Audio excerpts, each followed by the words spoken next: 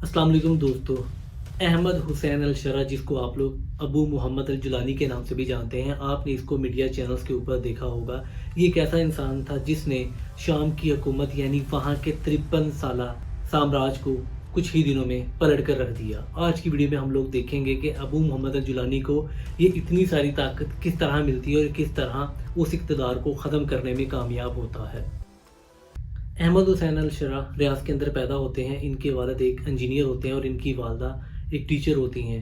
और ये लोग 1989 के अंदर शाम में वापस मूव कर जाते हैं और ये वहाँ के एक मोहल्ले मतमूल मोहल्ले के अंदर आबाद हो जाते हैं। ऑर्थर्स लिखते हैं कि अहमद हुसैन अल-शरा एक बहुत ही ज़हीन तालिबे इल्म होता है और हमेशा अपनी क्लास में टॉप करता है, और ये दूसरी तरफ एक इंट्रोवर्ट टाइप का लड़का होता है और इसको अपनी स्कूल लाइफ के अंदर ही एक अतलवी लड़की से मोहब्बत भी हो जाती है। दमिश्क में मूव करने के बाद ये वहाँ की लोकल यूनिवर्सिटी के अंदर एडमिशन ले लेता है और अपनी डिग्री मैथ मीडिया के अंदर कंप्लीट करता है, और इसके बाद ये लोग इराक मूव कर जाते हैं। मी द फ्रंट लाइन को इंटरव्यू देते हुए अल-शरा कहता है कि जब वो 17 साल का एक नौजवान लड़का था तो 2000 के अंदर फ़लस्तीन के अंदर होने वाले इंतफादा से वो बहुत ही ज़्यादा मुतासर हुआ। ये हमेशा यही चीज़ सोचता रहा कि किस तरह उन लोगों की मदद कर सकता है और किस तरह वहाँ जाकर अपना हिस्सा डाल सकता है। 2003 के अंदर अल-शरा 9/11 के हमलों की तारीफ़ करते हुए कहता है कि जब अमेरिका ने इराक के ऊपर हमले किए थे और ये दमिश्क से बगदाद का सफ़र कर रहा था, और दूसरी तरफ ये अलकायदा के अंदर काफ़ी तेज़ी से मकबूलियत भी हासिल कर रहा था। टाइम्स ऑफ इसराइल दावा करता है कि अल-शरा AQI के रहनुमा अबुल असद का बहुत ही करीबी साथी है, और दूसरी तरफ ये फ्रंट लाइन को इंटरव्यू देते हुए कहता है कि मैं सिर्फ अलकायदा का एक जानबाज सिपाही हूँ, और दूसरी तरफ इसने इस चीज़ की भी तरदीद कर दी थी कि ये अबुल असद का एक साथी रह चुका है। 2006 में होने वाली इराकी खाना जंगी के दौरान अल-शरा को गिरफ्तार कर लिया जाता है क्योंकि ये उनका ख़ास आदमी होता है, तो अमेरिका चाहती है कि इसको कोई बंदा भी ट्रेस ना कर सके, तो इसको मुख्तलिफ जगहों पर कैद किया जाता है, और ये 5 साल का दौरानिया होता है जिसमें इसको अबू गरीब, कैंप बोका, कैंप क्रेपर और अल्ताजी जैसी जेल्स के अंदर रखा जाता है। 2011 के अंदर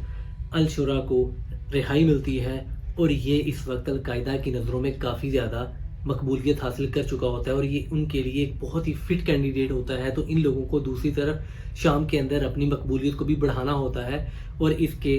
अबू बकर अल-बगदादी के साथ बहुत ही अच्छे ताल्लुकात होते हैं, और ये उनका फ़ायदा उठाते हुए उनसे एक जमात का क़याम मंजूर करवाता है जिसका नाम अल-नुसरा रखा जाता है। अलकायदा ग्रुप के अमीर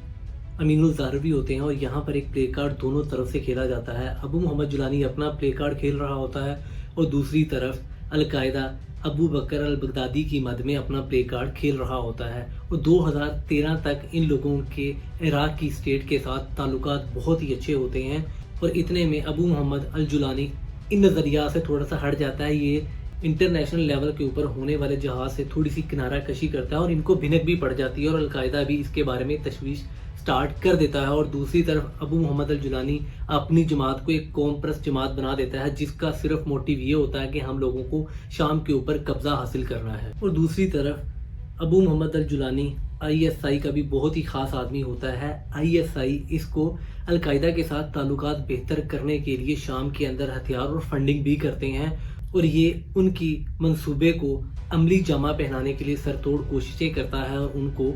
उसमें कामयाबी करवा देता है। जनवरी 2012 के अंदर इस चीज़ का बेज़ाब्ता ऐलान कर दिया जाता है कि अबू मोहम्मद अल-जुलानी यानी अल-शुरा को अल-नसरा का अमीर मुंतखब कर दिया गया है, और दूसरी तरफ इस जमात असर रसूख इराक के अंदर भी काफ़ी ज़्यादा होता है जहाँ पर इसको अलकायदा के नाम से जाना जाता है,